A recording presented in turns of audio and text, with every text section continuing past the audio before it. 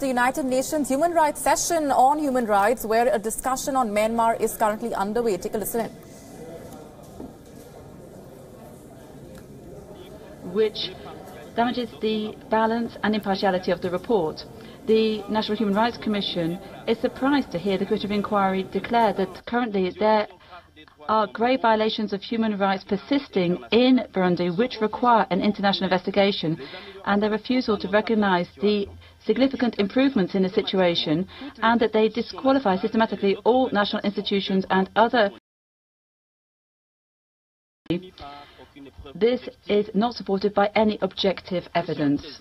President, the National Human Rights Commission asked the Council not to credit this kind of rhetoric and to dissociate itself with the strategy of chaos and denial adopted by some actors to resolve the problems in Burundi. The national institutions for the protection and promotion of human rights are very much up to the challenges in the country and need to be supported by the international community, especially in terms of capacity building. President, the International Criminal Court is not the appropriate solution to the Burundian context.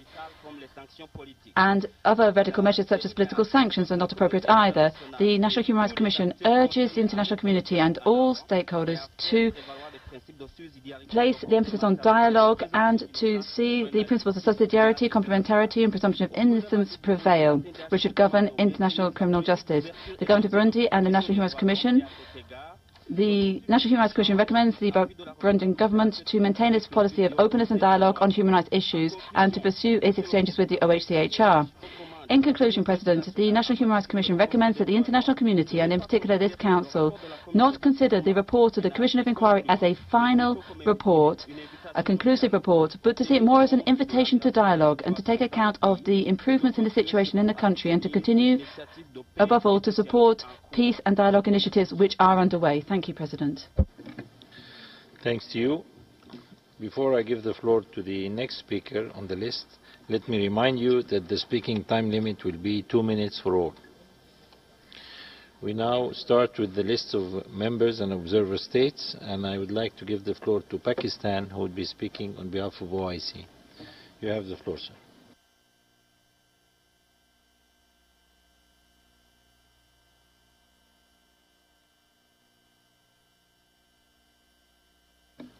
Pakistan, please.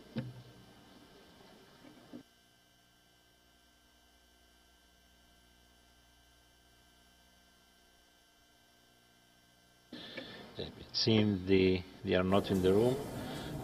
Next is the European Union, the EU, please. Merci. Thank you very much, Vice President. The European Union wishes to thank the Commission of Inquiry for its work and for its report. We regret the fact that Burundi, a member of this Council, has not cooperated with the Commission.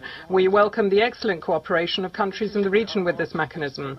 The conclusions of the report are extremely serious. The European Union is deeply concerned by the information on persistent extrajudicial executions, arbitrary arrests, forced disappearances, torture and sexual violence committed in Burundi.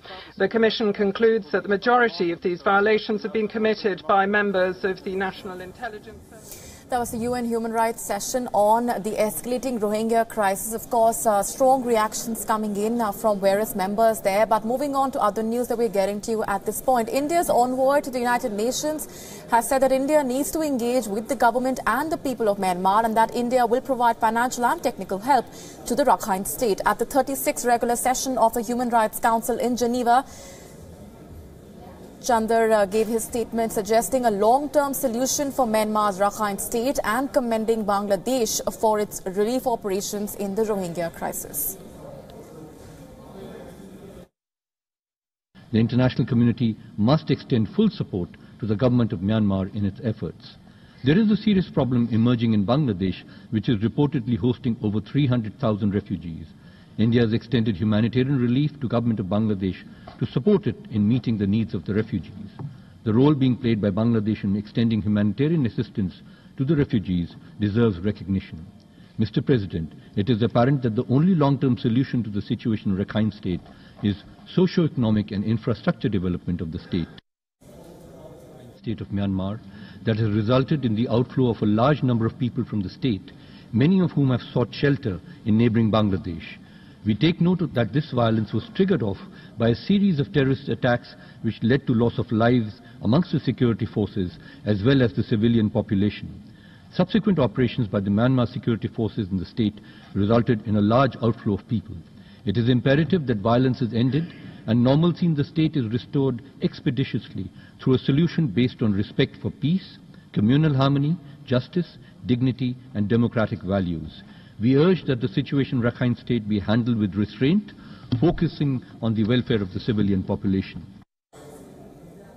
Earlier this month, the representative hit back at UN's top envoy Zeid Ra'ad Al Hussein for slamming India for its comment about deporting the Rohingya from India, adding that India must watch for security threats that immigrants pose and implementation of laws should not be mistaken as lack of compassion. The UNHCR has reported that over 40,000 Rohingya had entered India after fleeing Myanmar.